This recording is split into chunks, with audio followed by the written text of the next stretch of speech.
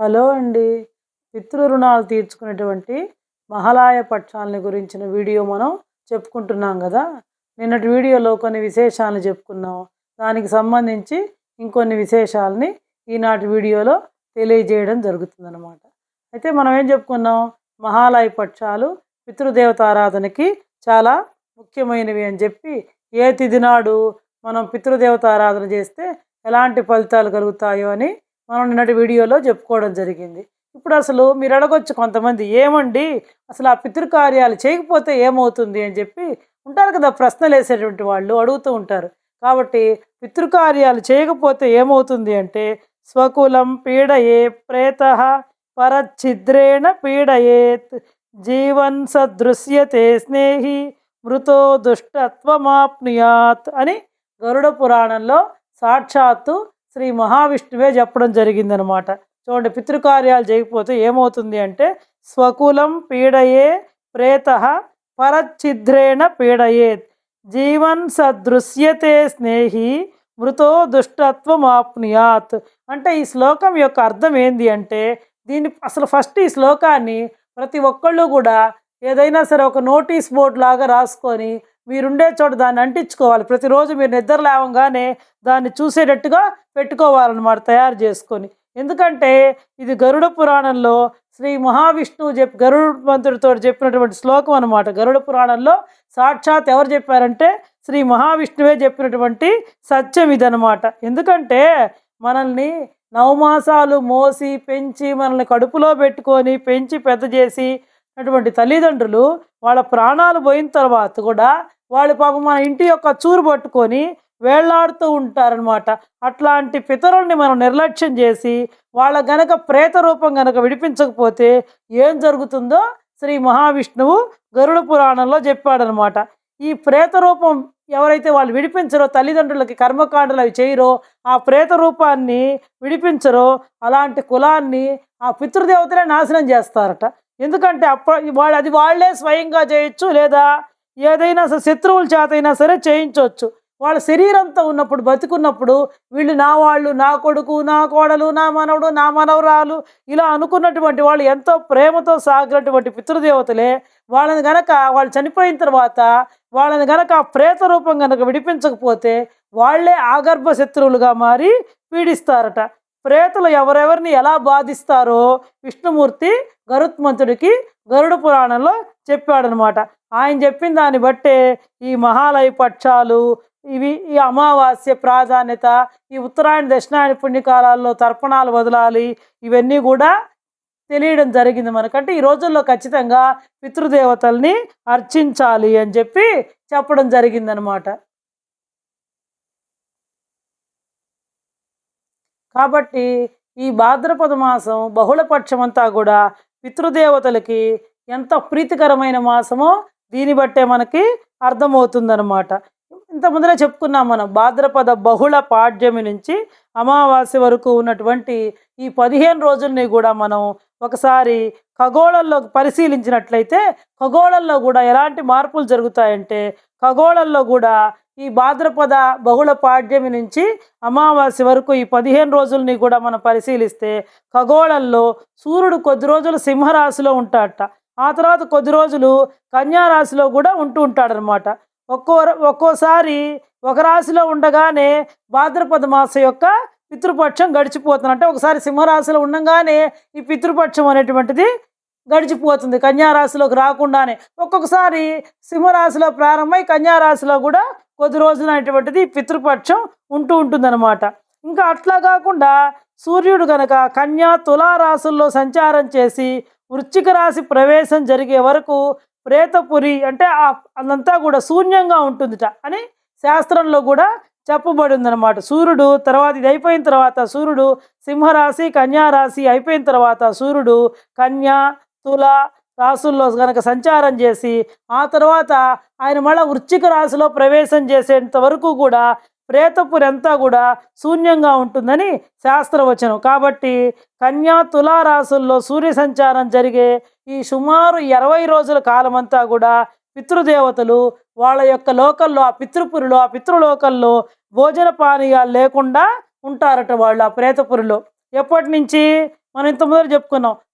సింహరాశిలోనే ఒక్కోసారి పితృపక్షం గడిచిపోతుంది అని చెప్పి, ఆ తర్వాత కన్య, తుల, మళ్ళా వృశ్చిక రాశిలో సూర్యుడు వచ్చేంత వరకు, సూర్య సంచారం జరిగేంత వరకు ఈ 60 రోజుల కాలమంతా కూడా పితృదేవతలు వాళ్ళ యొక్క లోకల్లో, వాళ్ళ ప్రేతపురిలో భోజన పానీయాలు లేకుండా ఉంటారట. కాబట్టి ఇట్టి సమయంలో వాళ్ళందరూ కూడా భూలోకానికి వచ్చి వాళ్ళ వాళ్ళ గృహాల చుట్టూ, అంటే వాళ్ళు ఉంటాయి కదా, వాళ్ళ బంధువులు, వాళ్ళ కొడుకులు, వాళ్ళ యొక్క ఇళ్ళ చుట్టూ తిరుగుతూ ఉంటారట అని మహాభారతం మనకి చాటి చెప్తోందనమాట ఈ విషయాన్ని గురించి.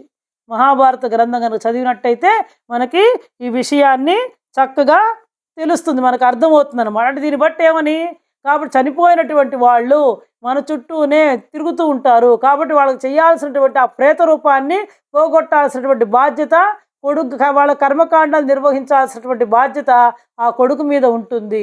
అంటే తల్లిదండ్రులకు చేయాల్సినటువంటి కర్మకాండలు, శ్రాద్ధ క్రియలన్నీ కూడా సక్రమంగా నిర్వహించాలి. పితృదేవతారాధన ఎంతో విశేషము, ఎంతో ముఖ్యము. మీ వంశము వృద్ధి చెందాలన్నా, మీకు సత్సంతానం కలగాలన్నా, మీరందరూ కూడా ఆయురారోగ్య ఐశ్వర్యాలతో ఉండాలన్న ప్రతి ఒక్కళ్ళండి, మేము కూడా ఎవరైనా సరే ప్రతి ఒక్క కుటుంబం కూడా వాళ్ళ కుటుంబంలో వంశం అంతా వృద్ధి చెందాలన్నా, వాళ్ళ పిల్లలకు మంచి సంతానం కలగాలన్నా, వాళ్ళందరూ కూడా ఆయురారోగ్య ఐశ్వర్యాలతో వృద్ధి చెందాలన్నా కూడా పితృదేవత ఆరాధన చాలా మంచి శుభాలను ఇస్తుంది. కాబట్టి ఖచ్చితంగా ప్రతి ఒక్కళ్ళు కూడా ఈ పితృదేవత ఆరాధన చెయ్యాలి. మనం ఖగోళ ప్రకారం చూసుకున్నా కూడా, ఇప్పుడు చెప్పాను కదా మీకు, సూర్యుడు ఈ సింహరాశిలో ఉన్నప్పుడే ఒక్కోసారి ఈ భాద్రపద మాసం బహుళపక్షం అయిపోతుంది. తర్వాత కన్యా, తుల, వృశ్చిక రాశిలోకి వచ్చేంత వరకు కూడా ఆ ప్రేతపురంతా కూడా ఖాళీగా ఉంటుంది. అప్పుడు వాళ్ళ లోకల్లో ఆహార పానీయాలు లేక, భోజనాల కోసం, ఆహార పానీయాల కోసం వాళ్ళు వాళ్ళ యొక్క గృహాల చుట్టూ కూడా తిరుగుతూ ఉంటారని చెప్పి మనకి మహాభారత గ్రంథం చాటు చెప్తుంది. కాబట్టి అందుచేతనే మనిషి చనిపోయిన తర్వాత చేసేటువంటి కర్మకాండలకి చాలా కీలక ప్రాధాన్యత అనేటువంటిది ఏర్పడిందనమాట. కాబట్టి మానవులు గతించిన తర్వాత శ్రాద్ధ కర్మలు నిర్వహించడం అనేటువంటిది మన హిందూ ధర్మం యొక్క ఆచారము, సంప్రదాయము. కానీ ఎందుకంటే ప్రతిఫలం ఆశించకుండా ఇట్టి శ్రాద్ధ కర్మలు నిర్వహించాలి. నేను చేస్తున్నాను కదా, చనిపోయిన మా నాన్న నాకేమి ఇచ్చిపోయినాడు, నాకేమన్నా ఆస్తి ఇచ్చాడా, కోట్లు ఇచ్చాడా, నేను ఎందుకు చేయాలా, ఆయన నాకేమి ఇచ్చిపోలేదు, అట్లా అనుకోకూడదు. ఎలాంటి ప్రతిఫలాన్ని కూడా మనం ఆశించకుండా ఈ శ్రాద్ధ కర్మల్ని ఆచరించాలన్నమాట. 100 యజ్ఞాలు చేసే కన్నా, నువ్వు 100 యజ్ఞాలు చేస్తే ఎంతటి ఫలితం వస్తుందో దానికన్నా కూడా పితృదేవతలకి తర్పణాలు అందించడం ఎంతో ముఖ్యము, ఎంతో గొప్పవి అని చెప్పి మన మహర్షులు కూడా మనకి తెలియజేస్తున్నారన్నమాట. గతించినటువంటి మన తల్లిదండ్రులకు, లేదా ఇతరులు ఎవరైనా ఉంటారు కదా మనల్ని నమ్ముకొని వాళ్ళ కర్మకాండాలు చేసి, లేదా వాళ్ళ యొక్క మనల్ని దత్తు తీసుకున్నటువంటి వాళ్ళు ఇట్లా ఎవరైనా ఉంటే వాళ్ళందరికీ కూడా తద్దినాలు, తర్పణాలు, పిండ ప్రదానాలు ప్రతి సంవత్సరం కూడా వాళ్ళు, ఇంకా అంతే కూడా అవన్నీ కర్మకాండలు అయిపోయిన తర్వాత మళ్ళీ ప్రతి సంవత్సరం కూడా వాళ్ళు మరణించిన రోజున ఆచరించాలి. ఇది మన సాంప్రదాయము అని చెప్పి మన మహర్షులు కూడా చెప్పడం జరిగిందనమాట. ఇంకా చాలామంది అయితే వాళ్ళు మరణించిన రోజునే అన్నదానం కనుక చేసినట్లయితే పితృదేవతలకు ఉత్తమ గతులు కలుగుతాయనేటువంటి నమ్మకంతో అన్నదానంతో పాటు అనేక వాళ్ళ శక్తి కొద్దీ అనమాట, ఇవన్నీ కూడా అనేక దానాలను కూడా చేస్తూ ఉంటారనమాట. ఇలా చేసినందువల్ల కూడా పితృదేవతల యొక్క ఆశీస్సులు లభించి సకల శుభాలు కలుగుతాయని విశ్వాసం. కొంతమంది ఆర్థిక స్తోమత లేనటువంటి వాళ్ళు ఇలాంటి విధానానికి బదులుగా ఆలయ అర్చకులకు, లేక సమీపంలో ఉండే పురోహిత పండితులకు దక్షిణ తాంబూలాలతో పాటు వాళ్ళకి స్వయం పాకాన్ని సమర్పిస్తూ ఉంటారు. అంటే కొంతమంది తర్పణాలు, ఈ శ్రాద్ధ కర్మలు నిర్వహించలేనటువంటి వాళ్ళకి ఏంటంటే ఆ రోజు ఒక మనిషికి ఎంత, వాళ్ళ కుటుంబానికి భోజనానికి ఎంత కావాలో దానికి సంబంధించిన బియ్యం, పప్పు, ఉప్పు అన్నీ ఉంటాయి కదా, అవన్నీ కూడా స్వయం పాకంగా ఇస్తూ ఉంటారు అనమాట. కొంచెం దక్షిణ తాంబూలం పెట్టి దాని హిరణ్య శ్రాద్ధం ఉంటుంది. అది అదో పక్షం. సక్రమంగా మన ఇంట్లో నిర్వహించుకోవడం ఉత్తమం. ఒకవేళ మనం ఇంట్లో నిర్వహించుకోవడానికి కుదరకపోతే, వీళ్ళు కాని పక్షంలో మనం ఏదైనా వేరే ఊర్లో ఉన్నాము, మనకు కుదరదు, అలాంటి సందర్భంలో మాత్రమే మనం ఈ విధంగా ఈ హిరణ్య శ్రాద్ధాన్ని, అంటే స్వయం పాకాన్ని ఇవ్వచ్చు అనమాట. అది కూడా ఒక రకమైనటువంటి మన పితృదేవతల్ని మనసులో తలుచుకొని నమస్కరించుకొని, అయ్యా నన్ను క్షమించండి, ఈసారికి నాకు కుదరలేదు, మీకు అందుకని మంచి మనసుతోటి నేను ఈ విధంగా స్వయం పాకాన్ని ఇస్తున్నానని చెప్పి ఇచ్చి వాళ్ళకి నమస్కరించుకోవాలన్నమాట. కొంతమంది ఆ విధంగా కూడా చేస్తుంటారు. ఎందుకంటే పితృదేవతల యొక్క ఆత్మకు శాంతి కలిగినప్పుడే ఇహలోకంలో ఉండేటువంటి మనకు కూడా ప్రశాంతత చేకూరి సుఖ సంతోషాలతోటి వంశాభివృద్ధి కూడా ఉంటుందని చెప్పి ధర్మశాస్త్రాలు తెలియజేస్తున్నాయి. ముఖ్యంగా అండి సంతానం లేకపోవడం అంటే ఎక్కువగా ఏం చెప్తుంటారంటే మన పెద్దవాళ్ళు నాగదోషం సుబ్రహ్మణ్య స్వామికి పూజ చేయండి అని చెప్తారు. లేదంటే పితృదేవతల యొక్క ఆశీస్సులు ఉండాలి, పితృదేవత ఆరాధన ఉండాలి. అంటే అసలు దీన్ని బట్టి మనం ఈ తత్వాన్ని అర్థం చేసుకోవాలి. ఇక్కడ ఊరకనే కాదు, అంటే తల్లిదండ్రుల్ని అంత శ్రద్ధగా చూడాలి. వాళ్ళు చనిపోయిన తర్వాత కూడా ప్రతి నెల 1 సంవత్సరం రోజులు ప్రతి నెల వాళ్ళకు జరపాల్సినటువంటి కార్యక్రమాలు నిర్వహించాలి. ఆ తర్వాత ప్రతి సంవత్సరం ఆ తిథి నాడు శ్రాద్ధాలు నిర్వహించాలి. ఆ తర్వాత ఈ మహాలయ పక్షాల్లో 15 రోజులు తిలతర్పణం చేయొచ్చు, లేదా చనిపోయిన తిథి రోజు శ్రాద్ధాన్ని నిర్వహించవచ్చు, లేదా మనము అమావాస్య నాడైనా చేయొచ్చు, ఇంకా ఉత్తరాయణ దక్షిణాయన పుణ్యకాలాల్లో చేయొచ్చు. ఇలా ప్రతి నెల అమావాస్య రోజు ఖచ్చితంగా తర్పణాన్ని వదలాలి. ఈ విధంగా చెయ్యాలి అని చెప్పి మన శాస్త్రాలు చెప్తున్నాయి. కాబట్టి తల్లిదండ్రుల నామస్మరణ అనేటువంటిది మనకి ఎంతో ముఖ్యము. వాళ్ళని గౌరవించడం, వాళ్ళని ప్రేమగా చూడడం, చనిపోయిన తర్వాత కూడా వాళ్ళని గౌరవించడం అనేటువంటిది, వాళ్ళ యొక్క ఆరాధన అనేటువంటిది ఎంతో విశేషమైనటువంటి ఫలితాన్ని మనకిస్తుంది. మన వినాయక చవితి పండుగలో కూడా అంతరార్థం ఏందండి? వినాయక చవితి పండుగలో విఘ్నాధిపత్యం ఆయనకి ఎలా లభించింది? 3 లోకాలు దిగి రావాలంటే ఆయన తిరగలిగాడా? తల్లిదండ్రుల చుట్టూ ప్రదక్షిణం చేసి ఆ తర్వాత నారాయణ మంత్రాన్ని స్మరిస్తూ ఉన్నాడు. దాంతోటే ఆయనకి కుమారస్వామి ఎక్కడికి పోయినా ఆయన ముందుగానే గణపతి అక్కడికి పోయి స్నానం చేసి వస్తున్నట్టు కలిగింది. అంటే దీన్ని బట్టి తల్లిదండ్రులే ముఖ్యము. ఇంతకుముందరే నేను చెప్పున్నాను మీకు మాతృదేవోభవ అని చెప్పి. కాబట్టి ప్రతి ఒక్కళ్ళు కూడా తల్లిదండ్రులకు చేయాల్సినటువంటి కర్మకాండల్ని సక్రమంగా చెయ్యండి. దీనికి సంబంధించి మనకి మహాభారతంలో కూడా ఒక కథ ఉంది. మీరు కర్ణుడి పేరు వినే ఉంటారు. ఆయన గొప్ప దానశీలి అని చెప్పి. ఆ కర్ణుడు మరణించిన తర్వాత ఆయన స్వర్గలోకానికి వెళ్తూ ఉంటే ఆయనకి మార్గ మధ్యలో బాగా ఆకలేసింది. ఆకలేస్తే అక్కడ ఒక మంచి పండ్ల చెట్టు ఉంటే దాన్ని కోసుకొని పండ్లు తినబోతే ఆ పండంతా కూడా బంగారంలాగా మారిపోయిందిట. ఇదేందని చెప్పి ఏ చెట్టుని పండు దించబోయినా అది బంగారంగా మారిపోయిందిట. కాసేపు అయిన తర్వాత ఆయనకి బాగా దాహం వేసిందిట. సరే పోనీ పండంటే ఇలా మారింది, సరే దప్పికైనా తీర్చుకుందామని చెప్పి సమీపంలో ఆ సెలయేరుంటే ఆ సెలయేట్లో పోయి దోసిలతోటి నీళ్లు తీసుకుంటే ఆ నీళ్లు కూడా స్వర్ణజలంగా బంగారంగా మారిపోయిందిట.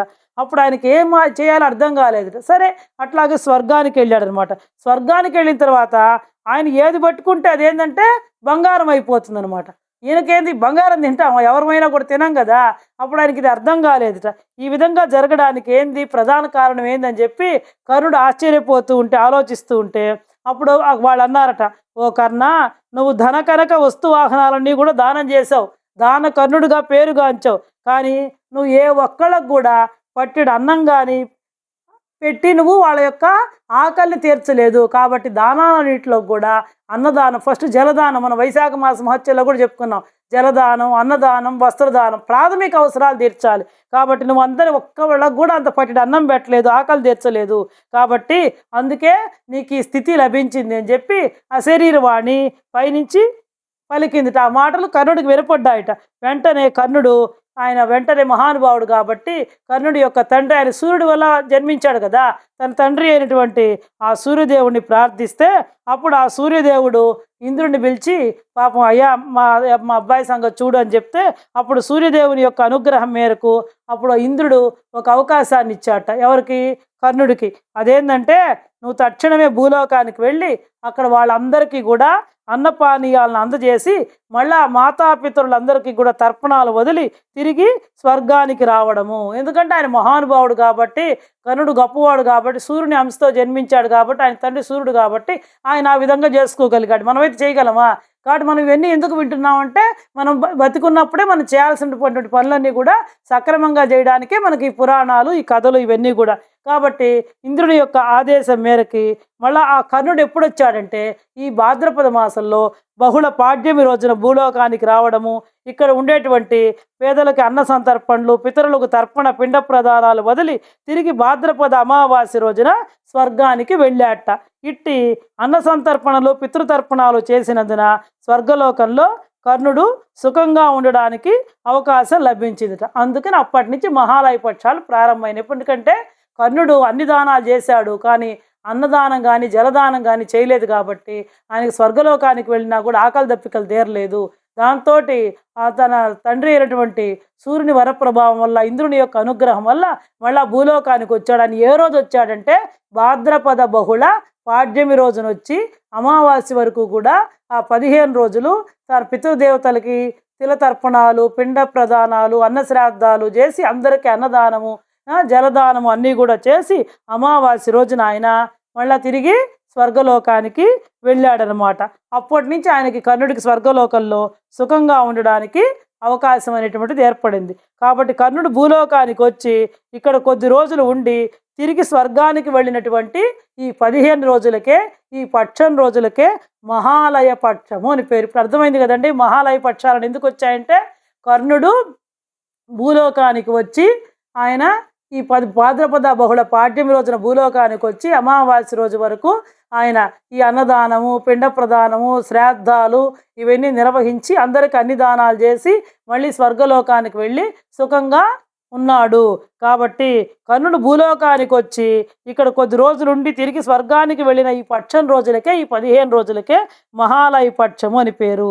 ఈ మహాలయ పక్షంలోని చివరి రోజునే మహాలయ అమావాస్య అంటే, మామూలుగా ప్రతి నెల అమావాస్య వస్తుంది, కానీ ఈ మహాలయ పక్షంలో వచ్చే అమావాస్యకి మహాలయ అమావాస్య అని పేరు. ఆ రోజు ఇంకా పితృదేవతల్ని విశేషంగా ఆరాధిస్తారనమాట. కాబట్టి ఈ అమావాస్యకి ఏమని పేరంటే మహాలయ అమావాస్య అని పేరు. ఇంకా దీనికి సంబంధించినటువంటి ఇంకొన్ని విశేషాలని తర్వాత వీడియోలో క్లుప్తంగా వివరించడం జరుగుతుంది.